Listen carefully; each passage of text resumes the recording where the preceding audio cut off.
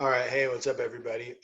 For a couple of periods, I didn't quite finish the lecture, or I felt like I was kind of zooming at the end in order to get it done. And I wanted to just make sure that you all had the opportunity to, if you wanted to, catch the end of the lecture or go back and rewatch it, because this comparing and contrasting the Chesapeake colonies with the New England colonies is definitely something that we need to know, and will likely show up on some sort of assessment in the future. So I'm putting this recording together. Fast forward the parts you've already seen, choose not to watch it. Watch it at 1.5 or whatever you want to do with it. It's your prerogative. There's nothing you have to do with it. I'm just putting it here as an option and a resource for you. Okay, so I probably went a little bit further back than I needed to, but I figured it's a good jumping off point. This is the new question at the top of the page. So what were the successes and failures of the British settlement at Chesapeake? So first of all, we're going to talk about two different regions of the American colonies. The Chesapeake region, which, and if you have a map of the United States around, maybe grab that. I probably should put one in this presentation, but the Chesapeake region is modern day Virginia and modern day Maryland, right? So Jamestown was the settlement founded on Chesapeake Bay in what is modern day Maryland. And Chesapeake will be the first settlement. There'll be many settlements that come from there. Eventually, it'll grow into the colony of Virginia. The colony of Maryland will be added, which is basically the exact same thing as Virginia, except for Catholic instead of Protestant. But that Chesapeake region is one of the regions we're going to be talking about, and that will basically kind of be the foundation for what will eventually become the Southern colonies and the Southern states. Then we're going to talk about, go a little bit further up the coast towards Plymouth, which is in modern day Massachusetts. Plymouth will be the seed, kind of the settlement there. That is going to be the seed that will kind of grow into the Massachusetts Bay Colony, which will eventually grow into the New England colonies, which are kind of the northern colonies in the northern states. So the big idea here, which is going to kind of carry us through a large part of the beginning of American history, is that two fundamentally different societies were founded here, right? The one around the Chesapeake is completely different than the one that was founded in New England. And so the southern colonies slash states and the northern colonies slash states will really be two different societies that will eventually kind of be forced into kind of forming one new nation when the United States is created. So that's why I really want to emphasize this point, is because even though we're just talking about a couple of early settlements, it really does set the foundation for like a lot of what we're going to be talking about in future chapters. So I talked about how what drove England to want to establish an empire in the Americas is essentially just seeing that Spain was wildly successful and wanting to do the same thing. So they did the three G's, God, gold, glory, just like Spain did. They wanted to convert natives to Protestantism instead of Catholicism. They wanted to get filthy, stinking rich, hopefully by finding gold, just like the Spanish did. And they wanted to turn themselves into a respectable European power, because at this point they were kind of a second, third tier European nation, while Spain was kind of distinguishing themselves as being a very strong European power. So the same three G's that drove Spain are driving England. The first permanent settlement, first permanent British settlement in the Americas is Jamestown. And like I said, Jamestown was a little settlement founded on the James River right off the Chesapeake Bay in modern day Virginia. And Jamestown was a joint stock company, meaning a bunch of investors paid for people to go out there and try to find some gold or some other valuable resource that they can get rich off of. So it was a bunch of, it was a group of single men, young men, who basically were willing to go and explore and see what they can find. And they went woefully ill-equipped for what they would find there. They believed they were going to live off the land, or maybe even subjugate the natives or trade with the natives or something to survive. And that did not work well. And by the way, this already happened in Roanoke, which is not as significant. It's just they already tried it once. Roanoke failed. Now they're trying again with Jamestown. So their plan is to show up, build a rudimentary fort to protect them, find gold, essentially, and become rich, go back to England and tell everybody about what they found. It did not work out, right? And again, they showed up, it was just a bunch of single men, no women, no farmers, no ministers, no intention of staying and establishing a permanent, like actual settlement, just a little fort to be able to stay at while you're looking for gold. We talked about how what they expected was not the reality. There is no gold in the Chesapeake. There is no gold on the east coast of North America. So instead of finding gold and getting rich, they spent all of their time looking for the gold that wasn't there. They did not adequately prepare themselves for a very harsh winter which was to come. They did not properly, adequately prepare themselves for being able to feed themselves. And only 38 of the original 120 men who arrived at Jamestown in 1607, by the way, that's the year it was founded, 1607. I'm not big into dates, but I would mark that one down, 1607. Only 38 of the 120 men who originally arrived there were still survived the first 9 months of arriving. So it was brutal, it was harsh, and many people died. They sent over a new, fresh group of men to kind of replace those who died, and 50% of those died too. So it looked as though this whole project, this whole venture was going to be a failure. The investment was a bust. But then they discovered that this region was a really good region for growing tobacco, great soil, great climate, and they decided that they were going to change their plans. Instead of Jamestown being just a little bit of a fort where people can pop in and pop out and find gold, it would be a permanent settlement where people could live, and they could buy land and they could grow tobacco. And so that's basically going to become the foundation of the British Empire in North America. And very soon, hundreds of thousands of people will arrive in the Chesapeake region, in Virginia, in Maryland. A bunch of land is going to be converted into tobacco plantations. We're going to push into Native American territory. We're going to struggle with, what type of labor system works best to be able to grow this tobacco. But this is going to be the defining feature of the Chesapeake colonies, and really kind of the defining feature of the new British settlement. And it makes this whole thing actually successful, right? Rather than what looked like it was going to be a failure when they couldn't find gold and most of the people were dying. Now it's booming, more people are coming, and tobacco is turning out to be incredibly lucrative. As we talked about, tobacco is going to need a lot of labor to harvest. The first labor system they develop is indentured servitude, which is basically rich landowners paying poor people in England, saying, hey, I'll pay for you to come across the Atlantic, and I'll give you some money at the end of your term if you sign a contract to work for 5 or 7 years. And then you work my land, harvest my tobacco, and then you could buy your own land with the money I give you. So this draws, again, tens of thousands, 100,000 immigrants to the New World, to Virginia and Maryland from England.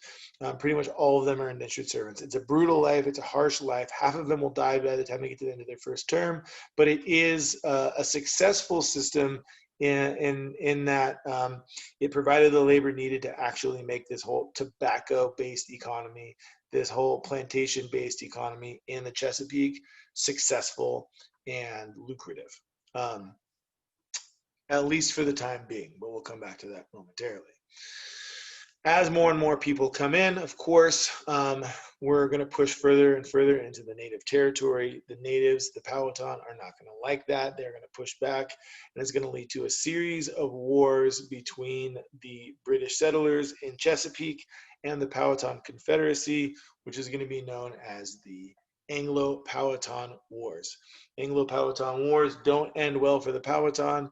They suffer the same fate that natives do across the New World when Europeans arrive.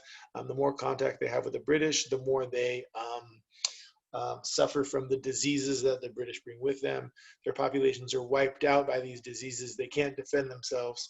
And so they basically cede the land to the British and retreat further into the wilderness. This gives the British the opportunity to spread even further, plant even more tobacco, have even more indentured servants come.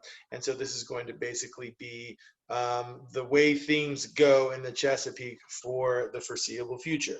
We'll push further into native territory. British people will push further into native territory. Natives will try to fight back. They will lose. More British people will come, and it's just going to be a cycle that will repeat itself over and over and over again. A significant moment in American history is Bacon's Rebellion. This is the moment where we realize, where the ruling class in Virginia realizes, the wealthy people and the landowners in Virginia realize that indentured servitude is not, in fact, actually a sustainable labor source, because eventually you run out of land, especially if the governor of Virginia grows concerned about the constant warfare with the natives, and he declares that nobody can push any further west, that any land to the west is off limits. So now all these indentured servants who had come over here with the idea that they'd be able to buy their own land with the money they got, they're basically out of luck, because there is no more land. So they grew increasingly angry over the fact that there's no land for them, even though they served their term and got their money. And eventually there's a rebellion led by Nathaniel Bacon, hence Bacon's Rebellion, against the governor. They basically burned down the Capitol, run the governor out of town, scare the big Jesus out of everybody. And the ruling class of Virginia then realizes indentured servitude is not a sustainable model, because more and more indentured servants are going to come and get angry when there's not enough land for them. So this is when they decide that it is a preferred option for them to employ Africans into a system of chattel slavery. Chattel slavery is significant in its difference from indentured servitude, because indentured servitude, people choose to enter into it, and there's an end term at which point they get paid. Chattel slavery is basically you own the person. The person is your property. They don't choose to become your property. They are stolen. They will never get their freedom, and you own that other person. So it's a totally different way of thinking about things than indentured servitude. And it's not really something you could do in indentured servitude, because this, in essence, is kind of the fundamental basis of racism, that you wouldn't be able to do that to someone who looks like you, who is white, who is British, but to be able to do it to someone who is Africa, you can very easily kind of convince yourself that they somehow are inferior and you can enslave them. So this is really kind of like also the birth of racism in the colonies, which will eventually become the United States as well.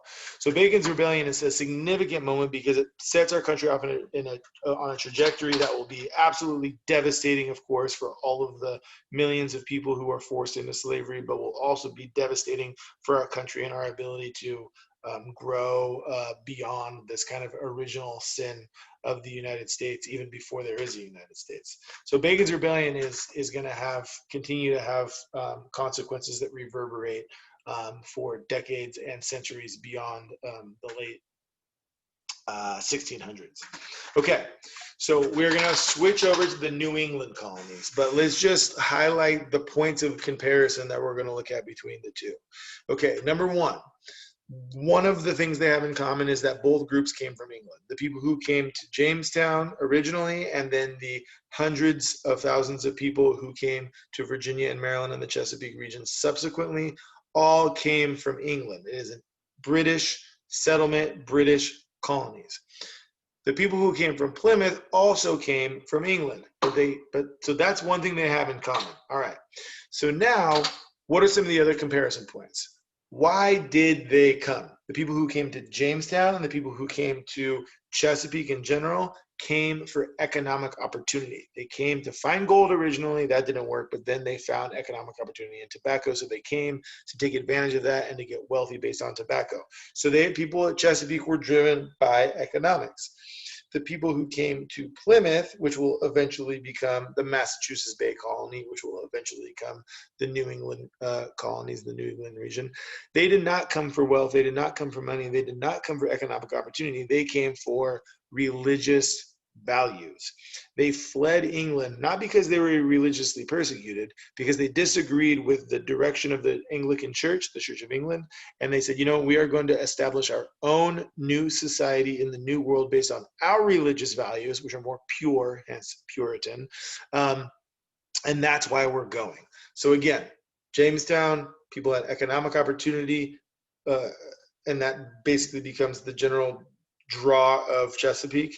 And then Plymouth, people came for religious values, and that will become the eventual draw of the entire New England colonies. The people down in Chesapeake were mostly single men. Even once we got into indentured servitude, there weren't a lot of families, there weren't a lot of communities. People were spread across these plantations. People weren't really close and tight knit.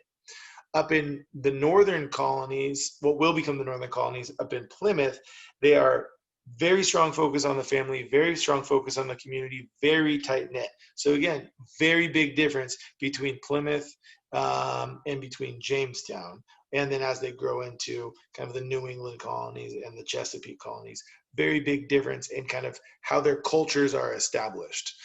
So again, yeah, this slide is basically doubling down on that idea that very focused on the family, very focused on community, very focused on religious values. That's kind of the whole driving force behind why they came here and why they established this new society. That led them to create something that they refer to as a city upon a hill. They believed that they were going to create a society based on their religious values that the entire world would see as a model society and want to follow them. You can see this cute little world right here is looking up to the city on a hill. They believed that they were going to establish basically this new way of living based on their religious values. So again, one area is focused on wealth, the other area is focused on religious values. One area is mostly single men spread throughout the area. The other area is families who live in close, tight-knit communities. Another significant difference between the two. In the Chesapeake region, their entire economy is based on monocrop agriculture. They're all growing one thing. They're all growing tobacco. That's the whole economy right there. Meanwhile, up in New England, around where Plymouth is founded, it's not good for that type of agriculture. The soil is bad, the climate is bad, all that stuff. So they have to find a lot of different ways to be able to make a living, and then later on be able to form an economy. So it's lumber because there's a lot of trees. It's fishing because there's a lot of kind of deep harbors. It's shipbuilding. So they have a much more diverse economy in the north than they do in the south. But also in the South, they demand a lot of labor for that monocrop agriculture, for those plantation economies, for that tobacco. So that eventually, as we talked about, leads to them employing slavery as a system of labor. But in the North, they don't have that. Like the types of things they're doing don't require a lot of manual labor. I mean, they don't require lots and lots and lots of people to actually do it. So that's why slavery never really takes hold in a major way in the North. There will be slavery in the North, but it will not really be this kind of large scale agricultural labor slavery system. It's going to be more like, oh, if you have like, a servant that's like a butler or a maid or something like that. Obviously still deplorable, obviously still disgusting, obviously still the idea of owning another person is heinous, but it's different in its scope, and it's different in its purpose. So all of these are major differences between the two different regions. They do have some similarities. One, as I said before, is that they're both British. The other is that they both pissed off the natives, just like we saw down in Plymouth, just as we saw down in Chesapeake, around Jamestown. As more and more people arrived to cultivate tobacco and take advantage of that tobacco economy, eventually the natives started to get annoyed by everybody being there and fought back. Same thing is going to happen as more and more people pour into the area around Plymouth, and as the Massachusetts Bay Colony forms, and as the New England colonies form in general, the natives are going to start to get a little irritated by the encroachment of the settlers. It's going to lead to war. two wars up in the north. Down in the south, it was the Anglo-Powhatan War. Up here in the north, it's the Puritan-Pequot War and Metacom's War. Metacom's War is also known as King Philip's War because Metacom and King Philip are two names for the same person. These wars basically end the same way that the wars do down in the south. Down in Chesapeake, which is that as European diseases spread through the native populations, they find it very difficult to defend themselves against the British.